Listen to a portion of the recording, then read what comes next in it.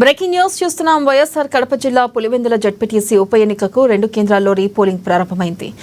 3-14 polling కేంద్రాల్లో vote వేసేందుకు ప్రజలు తరలివచ్చారు. ఇక వీటి పరిధిలో మొత్తం 1000 మంది ఓటర్లు ఉన్నారు. పులివెందుల జడ్పీటీసీ ఉప ఎన్నికల్లో రీపోలింగ్ ను వైసీపీ బహిష్కరించింది. పోలింగ్ బూత్లలో కేంద్ర బలగాలతో రీపోలింగ్ నిర్వహించాలని వైసీపీ డిమాండ్ చేస్తుంది.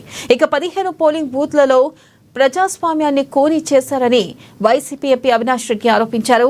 వైఎస్ఆర్ జిల్లాలోని పులివెందుల, ఒంటిమిట్ట జడ్పీటీసీ స్థానాలకు మంగళవారం ఉప ఎన్నికలు జరిగాయి. ఘర్షణలు, నిరసనల మధ్య పోలింగ్ జరిగింది.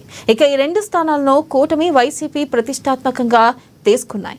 మంగళవారం పులివెందులలో 76.44%, ఒంటిమిట్టలో 81.53% ఓటింగ్ నమోదైంది. రేపు ఓట్ల లెక్కింపు చేపట్టనున్నారు. పులివెందులలో మొత్తం 11 మంది అభ్యర్థులు బరిలో నిలవగా మారెడ్డి లతారెడ్డి, హేమంత్ రెడ్డి మధ్య ప్రధాన పోటీ నెలకొంది.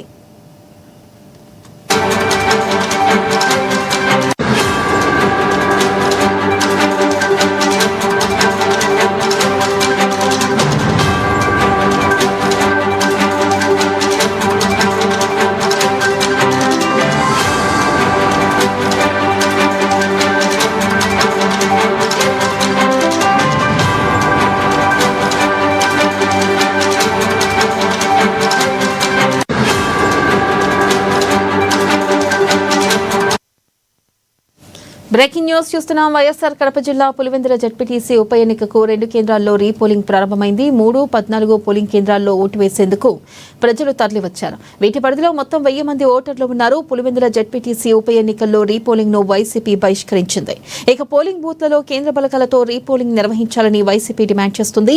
15 పోలింగ్ బూత్లలో ప్రజాస్వామ్యాన్ని కొని చేశారని వైసీపీ ఎంపీ అవినాష్ రెడ్డి ఆరోపించారు. వైఎస్ఆర్ జిల్లాలోని పులివెందుల, ఒంటిమిట్ట జడ్పీటీసీ స్థానాలకు మంగళవారం ఉప ఎన్నికలు జరిగాయి.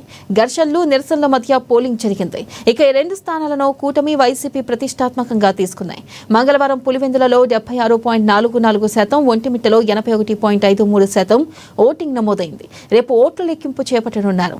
ఇక పులివెందులలో మొత్తం 11 మంది అభ్యర్థులు బరిలో నిలవగా మారెడ్డి లతారెడ్డి, హేమంత్ రెడ్డి మధ్య ప్రధాన పోటీ నెలకొంది.